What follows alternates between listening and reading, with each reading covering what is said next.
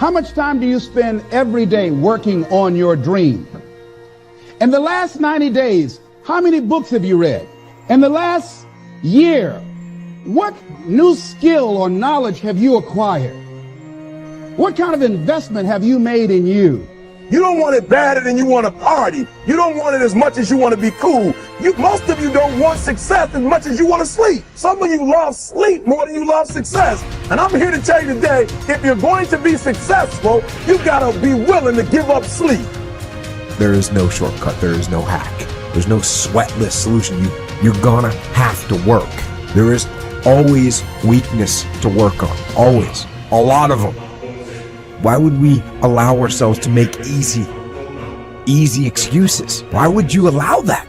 Are you going to make today count? Because that's all you can control. And that's all that matters. It doesn't matter where you start, guys. It doesn't matter what talents you're born with. It's about where you finish. And this race isn't over.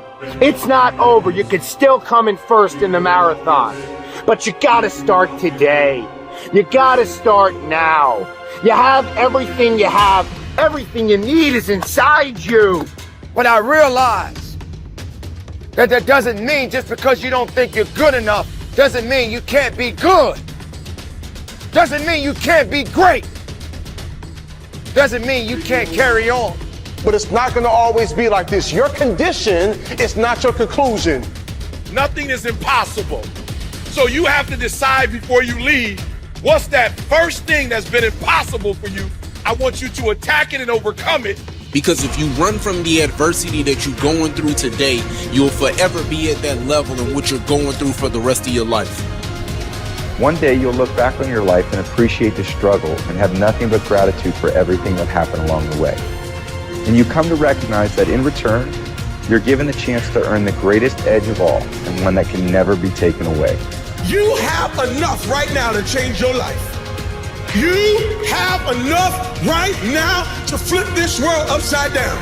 You have enough. You got enough power. You got enough anointing. You got enough grace. You got enough patience. You got enough gifting to make your money, get out of debt, get yourself together, and change everything about your world. Realize that you have the ability to make an impact. You have an opportunity to change that story in your head. Put yourself out there, because when you do, amazing things happen. The essence of life is growth. The essence of life is growth, to do the best you can. And here's what's interesting. Humans are the only life form that will do less than they possibly can. Humans are the only life form that will settle for less. Every other life form except human beings strive to its maximum capacity. How tall will a tree grow? Approximately as tall as it possibly can. You never heard of a tree growing half as high as it could. No, trees don't grow half. Trees send their roots down as deep as possible, stretch their limbs up as high as possible, produce every leaf possible and every fruit possible. As a matter of fact, you never heard of a human physically growing half. We keep growing until we're done. Now that's a part of life we can't control. It's genetically coded.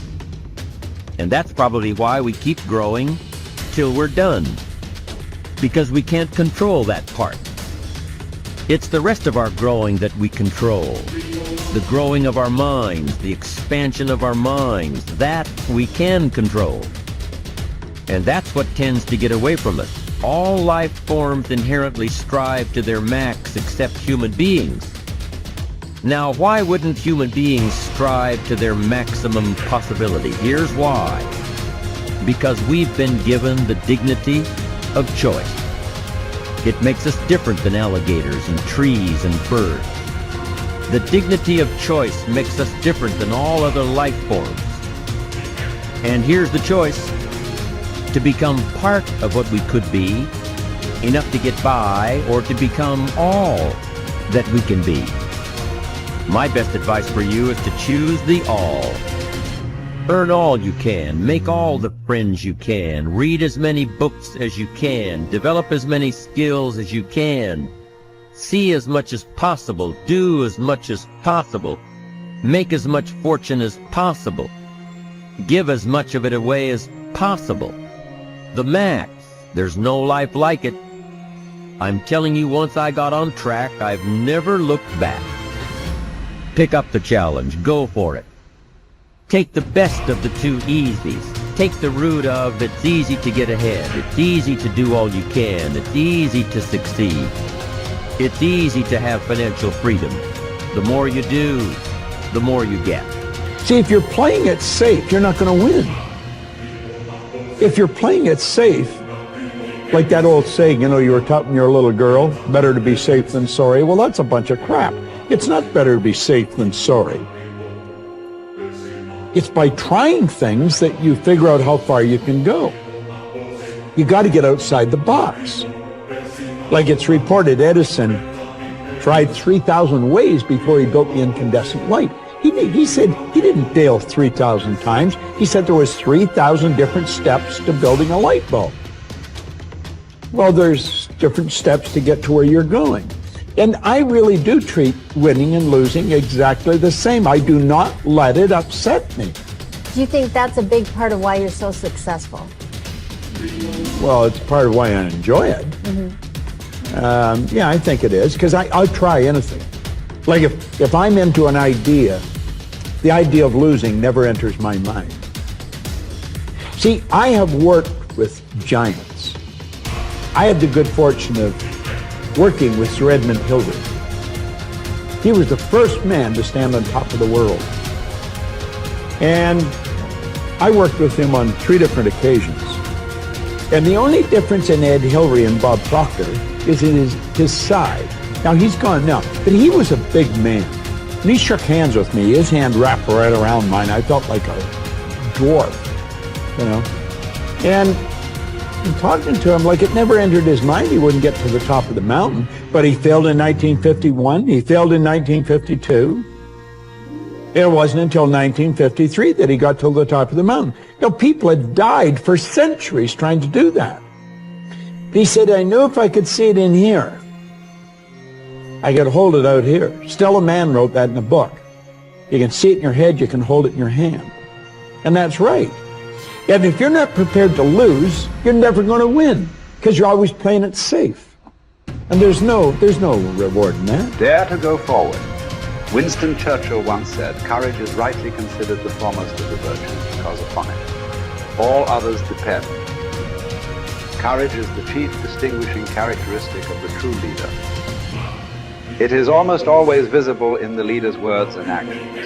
It is absolutely indispensable to success, happiness, and the ability to motivate other people to be the best they can be. Follow through on your vision. In a way, it is easy to develop a big vision for yourself and for the person you want to be. It is easy to commit yourself to living with complete integrity. But it requires incredible courage to follow through on your vision and on your commitments. You see, as soon as you set a high goal or standard for yourself, you will run into all kinds of difficulties and setbacks. Refuse to compromise. You will be surrounded by temptations to compromise your values and your vision.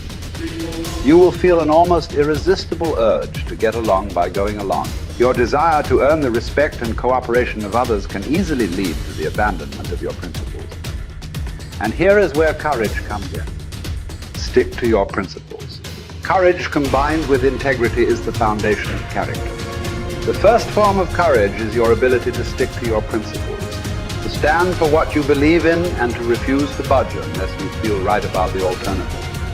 Courage is also the ability to step out in faith, to launch out into the unknown, and then to face the inevitable doubt and uncertainty that accompany every new venture.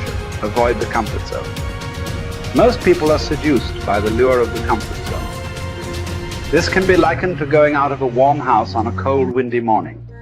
The average person, when he feels the storm swirling outside his comfort zone, rushes back inside where it's nice and warm. But not the true leader. The true leader has the courage to step away from the familiar and comfortable and to face the unknown with no guarantees of success. It is this ability to boldly go where no man has gone before that distinguishes you as a leader from the average person. This is the example that you must set if you are to rise above the average.